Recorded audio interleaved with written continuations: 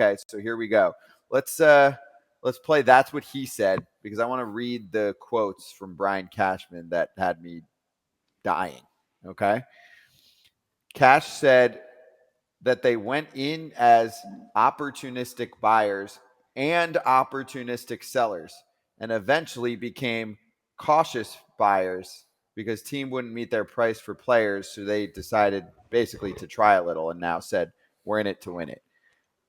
AJ, if I could quote you, what the fuck? So you went in thinking that you're going to sell some of your rental pieces, realizing that they're not worth that much. And also the market was weird. So you basically were saying, like, we're kind of throwing in the towel, because if they suddenly had traded like Bader and Peralta and some of the other rental players that they had, or even maybe if they sold off a player that had another year of control like Gleyber Torres, they would have been telling their team, we're done this year.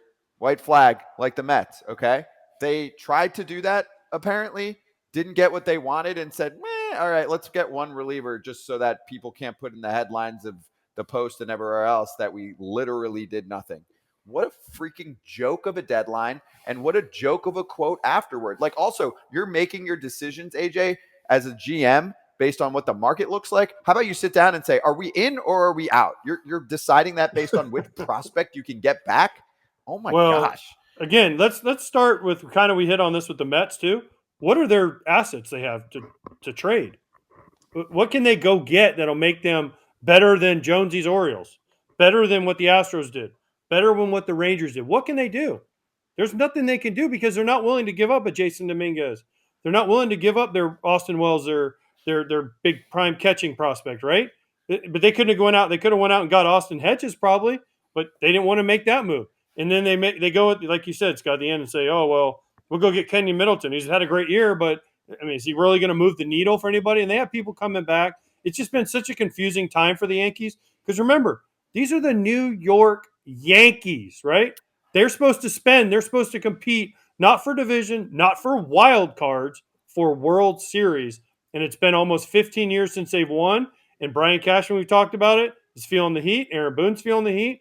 And the players are feeling the heat. So it's time for them to put up or shut up. And they didn't do it yesterday. And that's why Brian Cashman's comments were so strange. Yeah, I don't get that. It's very strange here. Another bad quote. Cashman was asked if he regretted not coming into the season with a more established left fielder. Quote, it's been one that we've tried to upgrade. Getting your hands on it is the more challenging aspect of it. Said they were constrained by a budget, so they relied on what they had. What? Is there Jonesy? I forgot though, because you guys were part of the players union. Is there a salary cap in baseball? Not that I've heard of. Not that I've heard of. Are the Yankees struggling? Have you been to a Yankees game lately? Because I have, and there's about 45,000 out of 45,000. Yeah, they're a cash cow. Again, me as a kid, just hearing the Yankees, that when they wanted something, they just got it. Yeah. Now it's like they're acquiring it. They're in on it. All these weird sayings instead of just getting it. You're saying, "Oh, with left fielder, we need a budget." No, you just go get the guy you want. You have the money. You're like, yeah. Again, I don't know their books. I know it's the Yankees. I know they make a lot of money. They're good. Just everybody does. They're good. Their books are fantastic. Good. Profits I bet. galore. Trust me. But it just, Buck taught me, is like, you can't always count on prospects. You can always say prospect. That's all great. We were all prospects. We turned into great careers. Majority don't.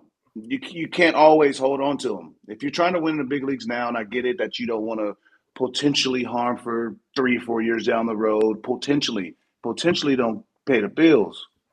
Win now, the Yankee fans will be happy. And again, like Baltimore's going crazy right now. Yankee fans are on the opposite, which is fantastic.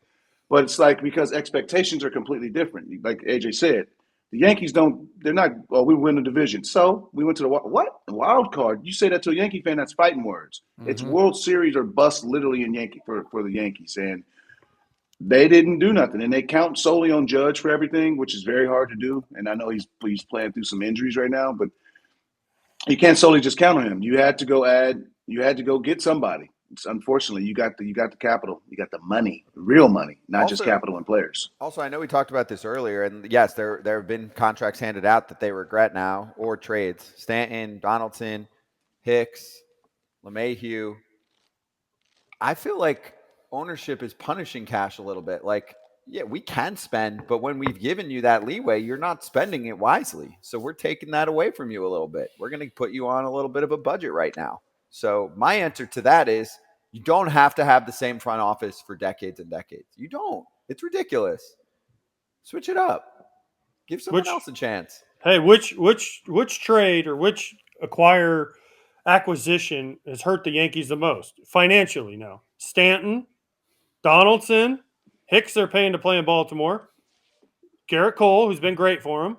They signed Rodon, right? What about DJ LeMay, who hasn't been good for a few years now? I mean, they've kind of boxed themselves in here, and they don't know how to get out of it now. And then they just signed Judge, which they had to do.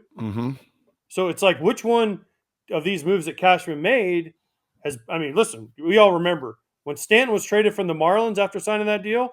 I mean, Derek Jeter was like, "Woo!" Pop the confetti because we just saved $300+ million, and now he's a DH at best when he can play, right? I think that maybe that's part of it too. Like we made all these moves and pickups and free agents. Like, do I want to make another one and all of a sudden look bad? Yeah, you get all they of a sudden buyer's remorse. Yeah. Oh well, you did this, but it's bad. Now again, I made another mistake, or I don't know. He probably had a lot of opportunities to do things, and in the back of your mind, you're like, should I pull the trigger or not? I'm not in his shoes, but at the same time, they've definitely had a lot of talks going on. They've picked the wrong guys too, because there's been plenty of free agents that they should have had serious combos with. Freddie Freeman, Bryce Harper, Manny Machado. Those dudes still look pretty damn good. Yeah. So they've made bad moves. Just saying. Also, Ken Rosenthal gets into this in Fair Territory, which is out right now. YouTube, wherever you get your pods, throwing that out there. Boom. Yes, episodes every Monday, which there was a Monday app, but obviously he had to do one post-trade deadline. So there is also a fresh Wednesday episode. You can check it out on our Foul Territory YouTube channel.